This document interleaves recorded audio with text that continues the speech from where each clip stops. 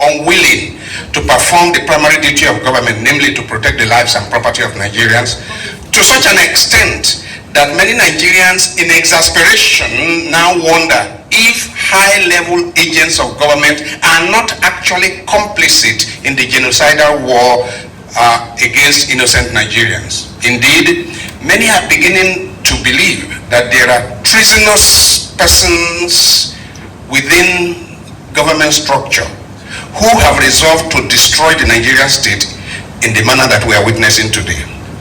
Election cycle after election cycle, Nigerians have kept on rearranging chairs in a Titanic, as it were.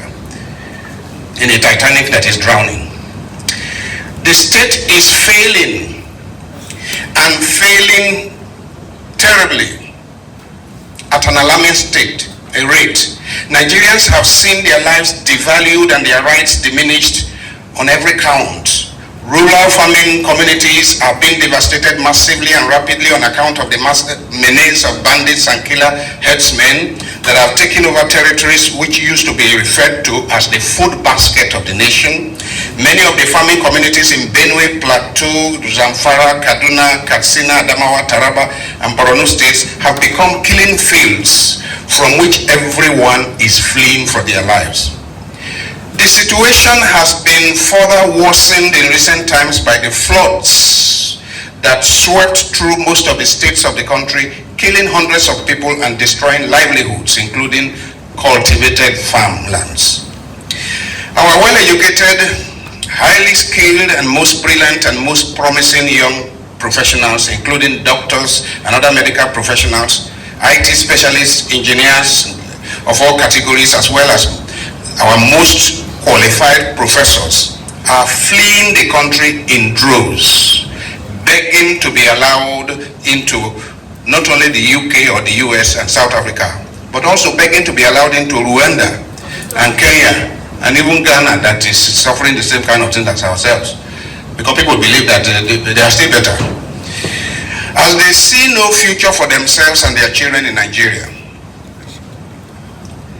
some of our less educated but ambitious young people are daily perishing while attempting to cross the treacherous Sahara Desert or Mediterranean Sea towards some form of slave labor or sex trafficking in Europe and in our Arab countries. Among the others who are not able to escape the madhouse which our country unfortunately is becoming, some have felt pushed into crime, engaging in the famous Yahoo Yahoo and Yahoo Plus business, or they are resorting to the now profitable enterprise of kidnapping for ransom, or the shocking and disgusting or nauseating business of killing and harvesting vital human parts, allegedly for money. Perhaps worth mentioning here are also those young people across the country who have been so traumatized and so diminished by the acrimonious Nigerian circumstances that, having given up on the idea of their lives having any meaning at all, they now waste whatever is left of their lives in all shades of drugs and narcotics. Now, with regard to the ravages of corruption, it is indeed most lamentable that while the generality of Nigerians are groaning under the weight of the ever-worsening economic fortunes to which the government of the day has no answers, and while the National Bureau of Statistics announces that 133 million, that's about 63% of the Nigerian population, have now slipped into absolute poverty, the sensibilities of the Nigerian people are insulted by what has become a string of daily revelations of monumental corruption and reckless looting of state resources. There is no day that we do not hear revelations of monumental corruption, to the tune of hundreds of billions of naira, involving high-ranking officials of a government that rose to power on the back of an aggressive anti-corruption propaganda. As the government is daily borrowing money from foreign creditors expending over 90% of its earnings on debt servicing, and ensuring that generations and generations yet unborn will be carrying the burden of these ill-advised loans, agents of the same government are looting away the borrowed funds and squandering them in a life of debauchery, abandoning the mass of the people to dehumanizing poverty, bankrupting the moral fabric of the nation, and leaving the social infrastructure in a state of utter decay. Corruption has become so institutionalized and so normalized that nearly every position of leadership is poisoned and polluted. True, Nigeria is today one giant asylum.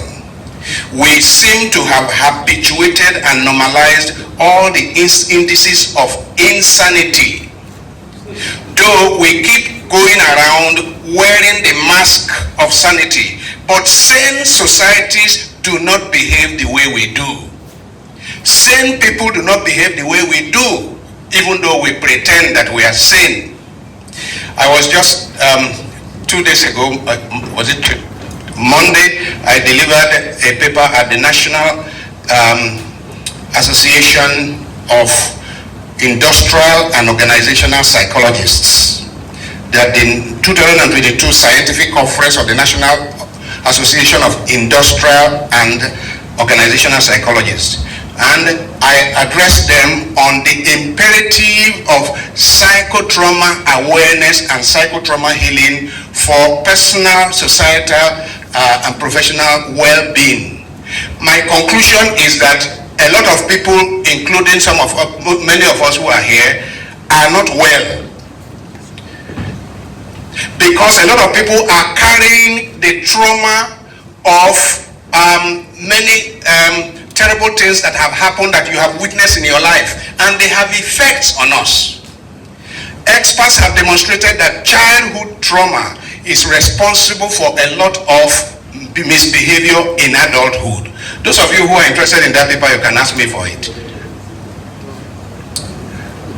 And I hope some of you remember that last month, the wife of the president, Aisha Buhari, confessed that her husband suffered post-traumatic stress disorder and that he got no help from the government, from the army, no help.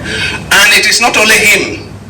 We have been superintended, our affairs have been superintended over the years by people who have suffered post-traumatic stress disorder. So no wonder what we're seeing, because we have sick people in the country being ruled by sick people.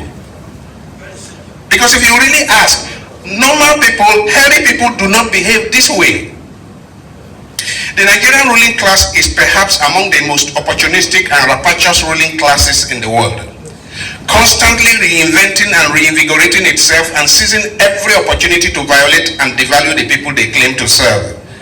They have so shamelessly exploited the people's poverty, so callously manipulated the people's illiteracy, and so brazenly weaponized the people's ignorance that it is not at all in the interest of this ruling class to make any serious investment in quality education for the people. No wonder schools, colleges, and universities could be shut down for 8 months, and the leaders will just carry on business as usual, as if nothing is amiss.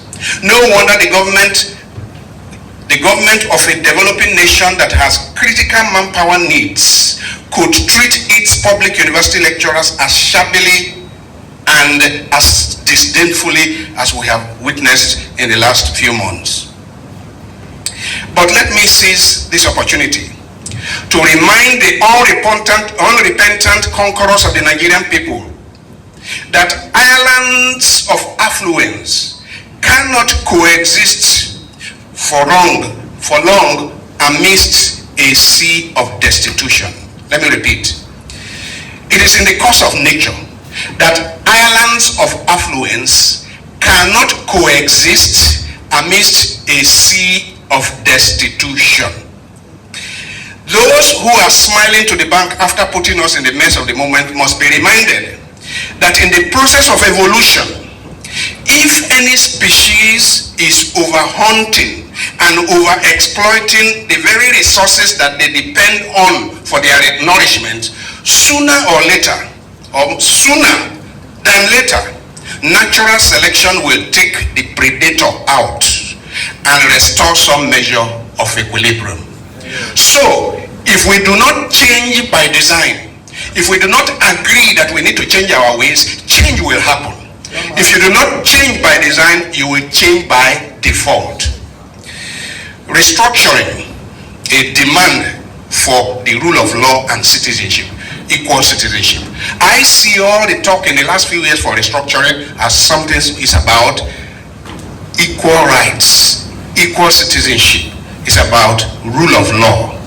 Many of those who cry of marginalization today, indeed, they have a case. Across the country, there are clear instances of the abuse and violation of the federal character principle as contained in Chapter 2 of the 1999 Constitution. In the last few years, we have witnessed barefaced and brazen acts of nepotism and sectionalism, whereby federating units are not treated equally, rewards and particularly sanctions are not applied equally. I've just given the example of Mr. Ofiong, the lawyer in Akwa Ibom, who was thrown into jail as soon as he was accused of a contempt of court. Immediately, right from the court, he was taken to prison and had his hair shaven. And we have another citizen called IG who has been accused of contempt of court, and he's sitting down there and saying, I will tell my lawyers to study the thing. When the court has pronounced judgment, especially convicted, you obey the court first. Go and cool off there first, and then let your lawyers try to appeal. But see where we are. Same thing happened with the ICPC, the EFCC chairman. Same thing. So it means that we have super citizens and ordinary citizens, and we need to be careful about that. It can't work. A society cannot make progress under that kind of circumstance. The apparent lack of political will to crush the marauding bandits across the country and the near absence of any sanctions for the criminal headers that are terrorizing the population across the country, for example, have so utterly divided and polarized the population. Whatever measure of unity was coming before, the events of bandits and herdsmen in the last few years have just divided us as if we were in 1964-65 before the Civil War. Yes, we have been so polarized. These accusations, real or perceived sectionalism, has sown so much discord among the people who have lived together for generations. These real or perceived acts of injustice on the part of government have so terribly induced and elevated political tension across the land and precipitated so much distrust for and resentment towards the leadership that indeed today we cannot continue to speak of the unity of Nigeria as non-negotiable with any measure of seriousness. Anybody who says the unity of Nigeria is non-negotiable, I'll ask you, are you serious? We can't begin to talk about with any measure of seriousness. Our unity is indeed negotiable. If we are running a democracy, self-determination is built into it. And the terms and rules of engagement for our union should now and again be evaluated and subjected to review. That's democracy. Since we claim that ours is a democratic union, and democracy only finds expression in the mutual acknowledgement of the right to self-determination as contained in Article 1 of the United Nations Charter and Article 20 of the African Charter of Human and People's Rights. Justice and the rule of law are the first condition of humanity. The law is the anchor upon which the entire system of society revolves. This widespread demand for restructuring could be seen as a blanket cover for several grievances bordering on the impression that we do not all enjoy equal rights. So when people are talking about self-determination, when people are talking about restructuring, all they are talking about is that we are not enjoying equal rights. Yes, that in Nigeria there are super citizens on the one hand who often make up the ruling class, who enjoy many rights and privileges, and non-citizens, on the other, or sub-citizens, whose experience of the state is that of pain and distress. And in many instances, multi-generational trauma, meaning their father suffered it, their mother suffered it, their grandfather suffered it. Multi-generational trauma. But the demand for justice and equal citizenship can only be met where the rule of law is firmly in place. If the law does not rule, impunity reigns, as is largely the case with us today, whereby the state is configured to protect the rulers and their allies or kinsmen and women. When people feel perpetually victimized by an unjust, inequitable, and iniquitous governance system, that nation or country will continually be in a state of tension and war. And discerning persons can attest to the fact that our situation in Nigeria has for a long time been the moral equivalence of war. The reason people are being killed with impunity everywhere across the country and others are being abducted or kidnapped is that the perpetrators know that they will often not have to answer for their crimes. I do say, I live briefly in the US, I live briefly in Germany. If you commit the kind of crimes people are committing here, 90% of chances you will be caught, right? Not that people are not corrupt in the US, not that people don't commit crime, but 90% of chances you'll be caught. If you commit the same offenses here, 90% of chances you won't be caught. That's impunity. They know that there are slim chances of their being apprehended or punished for their crimes, so the crimes continue to flourish. This is the reign of impunity, and no nation can survive for long under such a reign of impunity. Let us put political correctness aside and speak the hard truths to ourselves. Friends, Just Friends Club. Does any of you really think that Nigeria, as presently configured, is sustainable beyond the immediate? Does any of you really believe that as we are presently configured, that this nation is sustainable as we are presently configured? I will ask anybody who thinks so to go and see a psychologist.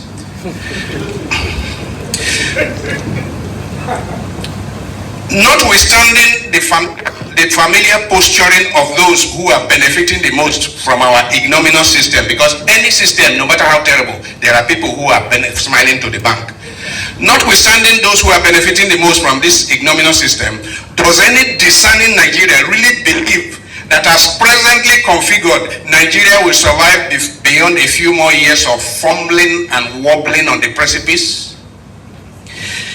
We can shout, God forbid. I have friends across the country, so I can say, God forbid. But quite frankly, my reading of the situation is that unless we change our course, we will end up where we are headed. Unless we change our course and do so quickly, it is where we are facing that we will end up. And I say with all sense of responsibility that where we are racing peremptorily towards, where we are racing imperiously towards, is a predictable disaster of one form or the other. It won't be an accident because we saw it coming. True, everything on the horizon is suggestive of an imminent implosion from Sokoto to Calabar and from Maiduguri to Lagos. Where we find ourselves today is comparable to a boiling pot or a pressure cooker. If we do not find a way to let out the steam, it is bound to explode with devastating consequences.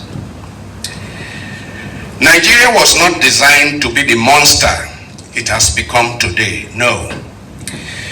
The monster that is recklessly devouring its children and callously inflicting pain and distress on the most talented and patriotic of its people. The original terms agreed upon by the founding fathers of Nigeria, the result of the painstaking negotiations at the constitutional conferences held in Nigeria and in the United Kingdom between 1953 and 1959, have been so severely violated and senselessly brutalized by both military adventurers and civilian conquerors. Many legal experts today believe that the constitutional arrangements which the military bequeathed us by way of the 1999 Constitution has little semblance with the 1960 Independence Constitution or the 1963 Republican Constitution by which Nigeria became a federal republic. This explains in large measure why 62 years after independence and after fighting a bitter civil war where we lost millions of our brothers and sisters, there is today a renewed clamor for not only self-determination but even outright secession by significant elements from some of our ethnic nationalities that came together in 1960 to form the independent Nigerian Federation. Time for a critical dialogue towards 2023 and beyond. In the run-up to the 2023 elections, therefore, those of us who have not given up completely on Nigeria must start asking. And we owe it as a duty to ask, national unity at what cost? National unity at what cost? National unity on what terms? What really are the fundamental basis of our being together? What do we hold in common? What do we agree should be our core national values and the basic rules of engagement for our corporate existence? As individual politicians and political parties jostle for positions, come 2023 February, some of us recognize that just a change of ruling party or ruling persons, which the 2023 elections will hopefully achieve, is not enough. And it cannot take us far. A renegotiation of the terms of our union as a matter of utmost urgency and priority, national imperative, is to me the most viable path for saving our failing and collapsing nation.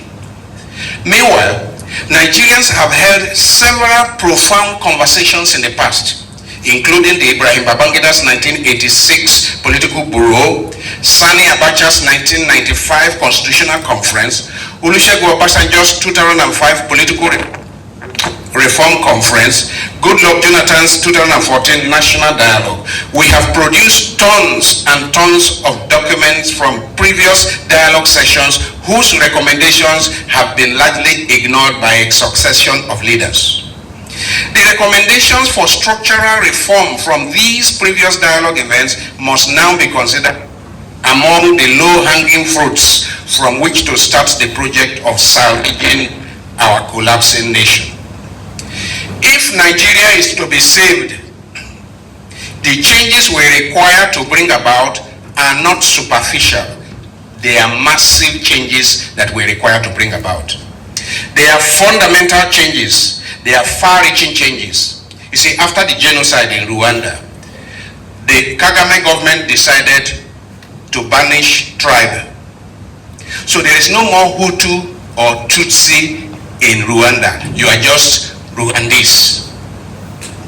An expert has said before that if modern nation states are to arise, then the tribe must die.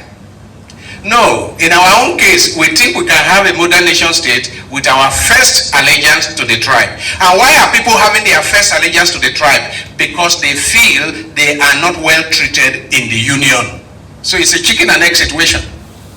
If we are not well treated, I mean, if I cry in my language at Wuse Market, I'm likely to find help. If there's somebody who speaks my language and hears me crying in my language, he will run to my help.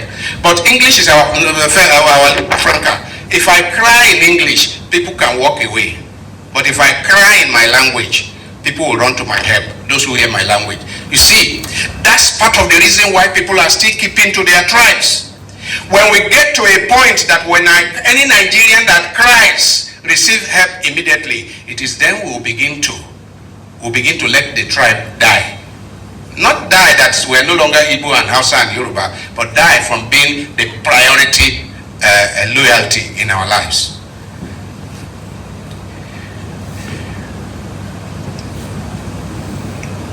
Now, if Nigeria is to be saved, the changes we need are fundamental and far-reaching, but in my view, the required changes can be summarized under just 3 broad themes. We don't need to talk 7, 8, 9, 10-point agenda. We need only 3 broad themes. 1, rule of law. Please, can you say it with me? Rule of law. 2, equal citizenship. Please say it with me. And 3, self-determination. Self-determination. Self-determination, or what has come to be described as devolution of powers, to reflect our true nature as a federal state and not a unitary system that is claiming to be a federation. We must, a few days ago, the Minister of Education announced that it is now compulsory for local languages to be taught in the schools. What concerns the federal minister of education about what is taught in primary school? Do you understand that? That's an abuse of federalism. You mean that in Njikoka local government, it is the minister in Abuja that will decree what is to be taught in Njikoka local government? Can you see how we have abused what is called federalism? It's not that the policy is not a good one, but it is not the federal minister that should tell the local government chairman in Njikoka what to teach to the children of that place. They can make suggestions, but they can't decree that. We must trace our steps back to the federalist route negotiated by the founding fathers and understand that the basis of the existence of Nigeria is mutual respect for the religious, ethnic, and cultural diversities of all those in the Union. The 1999 Constitution appears to have vested too much power in the center and emasculated the federating units. There is widespread call today that we dust off the 1963 Constitution and amend it for our present-day circumstances. This implies that we perhaps go back to embrace the parliamentary system, adopt no more than 6 or 7 viable regions or states, and grant a good measure of self-determination to those regions, thereby reducing to the barest minimum the items on the exclusive legislative list. We need to cut down massively on the cost of governance by merging ministries, departments, and agencies, perhaps in a more radical manner than the Ehunsani report recommended. We can't carry this number of ministries. I don't know how many there are now. There are over 450, as at the time of Ehunsani, there were over 450 ministries, agencies, and the departments. Now, each one with a chief executive that is treated like a minister, like whatever. The cost of governance is too much. The number of ministers, DGs, permanent secretaries, and so on. And then when you hear the budget, the amount voted, and I hope you know that in many of those places, some of you have been ministers and whatever, you don't know how much food you eat in the house is paid for by government. I was shocked when I discovered it Sunday. And it's all paid for by government. So there is a party every night, dinner, party every night, while the people are dying of hunger. So we can't carry on. We must now summon the courage to discuss openly and frankly the thorny issues of religion and state of origin. This is something we have not seriously confronted. We must confront it now, the thorny issue of religion and state of origin, and agree what place, if any, religion should play in governance, and resolve on whether we want to live under a monarchical theocracy of some sort or we want to live together as a modern federal state. Since the Sokoto incident of Deborah, it almost made me to sign off that this one, it has crossed my red line. The Deborah case. And I was telling somebody last week, Deborah was executed by her classmates. They were sharing the same WhatsApp group in the classmates, and she was alleged to have written something offensive in the WhatsApp group, not in town, not in published newspaper. And her very classmates killed her in the most brutal manner. When that happened, I almost completely signed off that I don't belong here. I don't belong to this jungle. So we need to discuss openly the place of religion. How can I be judged by the standard of another religion and be condemned without any hearing? it really needs to be discussed. We need to discuss the issue of ethnicity and the right of every ethnic group. Why should it be that I am from Kogi State, and while everybody is talking about becoming president of Nigeria, nobody from my place can talk about it because we're a small group? Why? Why can't my brother aspire to be president of Nigeria? We need to discuss the issue of ethnicity, frankly and openly. Whether we want to live in a multi-ethnic, multi-religious entity founded on the principle of justice, equity, equality, and mutual respect, it needs to be discussed. Otherwise, we're not going anywhere. Have election after election, we're not going anywhere. Build infrastructures, they will burn down one day. We're not going anywhere. If we are not able to resolve these thorny issues once and for all, I would humbly submit that we allow any geopolitical entity desiring to succeed to do so peacefully before it is too late. For quite frankly, as presently constituted, I see that time is running out for the Nigerian nation. Now we need a national network of thinking Nigerians.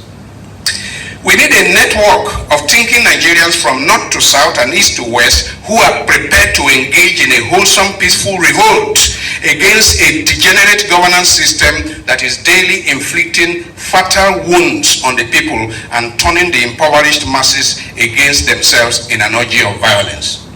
I said earlier, I run, the MC said in Namibia, no, it's in Kenya, I run a psycho-spiritual institute where we train people to master's degree level in psychotherapy and spirituality. And I'm an honorary member of the Nigerian Psychological Association, and I am, in the last few years, I've been concerned about trauma. We run in Abuja here, we run psychotrauma healing, short course for doctors and psychologists and social workers and volunteers. And we have come to discover that when we gather 40 people for a period of time to study trauma, we do it in collaboration with Nasarawa State University Department of Psychology. We bring people, normal people like you sitting down here, to learn how to help people who are traumatized. You know what happens? We discover that everybody here is traumatized.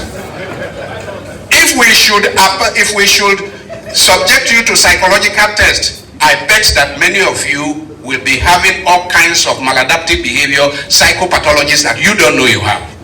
The reason is that Nigeria has happened to us too many times. And it has happened to us very negatively. And so people, I used in my lecture last Monday, I used the Asaba massacre, for example, which has not been seriously repented for. We have not had any national ceremony to repent for the Asaba massacre. Those of you who know the story, it is horrendous. It is a stain in our history that till today there is no national day to repent for it. We keep one atrocity after the other, we keep inflicting on people. People whose grandfathers suffered the Asaba massacre. Do you think it is not in them? Do you think it's not in them? There is what is called intergenerational trauma. Nigeria has inflicted both multi-generational, intergenerational, communal, and individual trauma on all of us. That's why we are all not well. Why do you think there's this level of corruption? People who are well, can they be this corrupt? Somebody stealing 80 billion naira, 80 billion, which he and his grandchildren, children and grandchildren can never spend in 1,000 years. Is it not rats that gather like that, things they don't need, or either rats or mad people who gather things that they don't need? So something is definitely wrong with our mental faculties, and we need to attend to it seriously. That's why Luke Stera is doing psychotrauma healing skills training to help people. Some of you can come for the training. But on a serious note, we need a network of thinking Nigerians to revolt against the present degenerate system. A system that promotes thugs, cult gang leaders, internet fraudsters, ex-convicts, ethnic bigots, religious extremists, known rogues and treasury looters, and such remnants of primitive feudalism that we call political godfathers. Because a society cannot have credible and honorable leaders when the process that leads to their emergence is corrupt, bankrupt, decadent, and degenerate.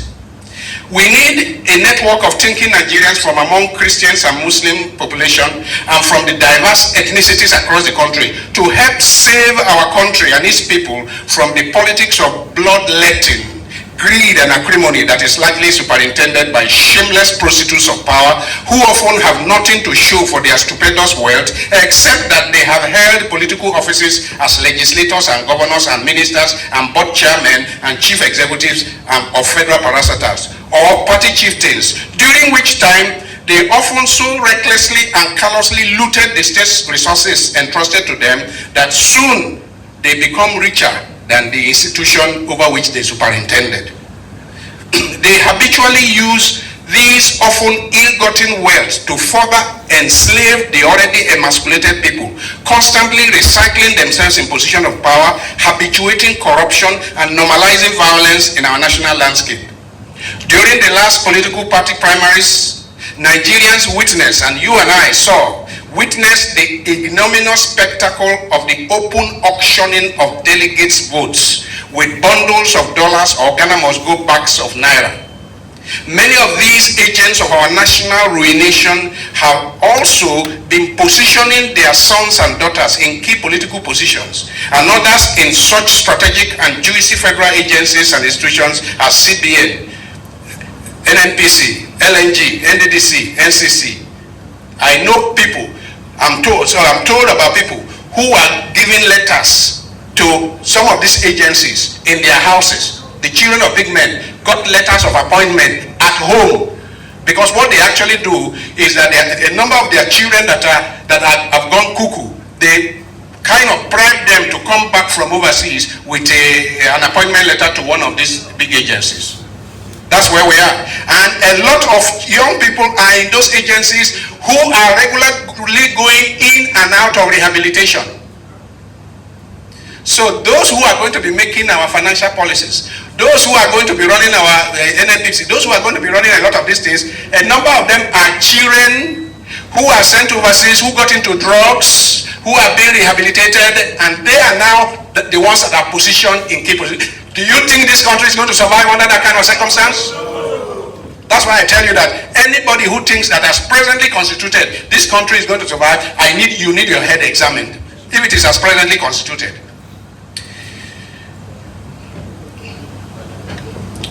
The kind of situation I have just described about people entrenching a set of family dynasties in key national infrastructure, it is a form of historical and multi-generational injustice, and it will only end in a violent revolution. I'm not cursing, it's just the order of affairs. That's how things happen. Conclusion: the need for grassroots education and mobilization for real social change. In Nigeria, if Nigeria is to be saved beyond the 2023 election ritual, we need, as a matter of utmost urgency, the kind of restructuring that will demolish the ignominious system which props up low-grade, vile, and ignominious characters for high public office, and begin to work on a new system that is to be founded on sound knowledge, demonstrable competence, and unassailable integrity.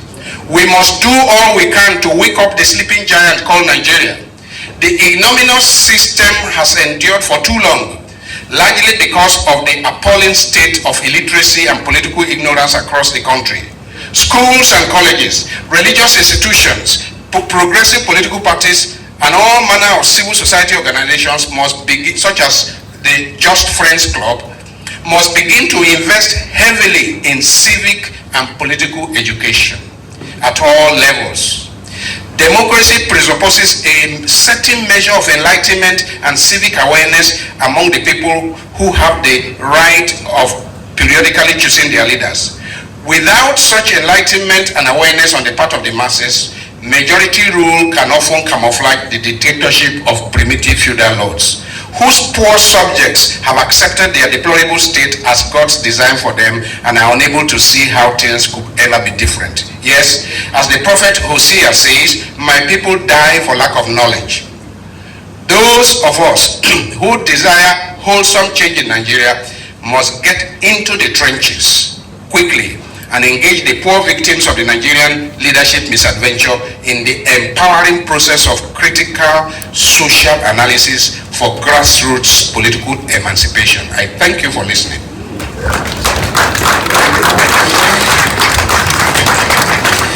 And I want to apologize to the panelists that in another 5-10 minutes I need to leave because I have a 12:30 lecture at the ongoing program in my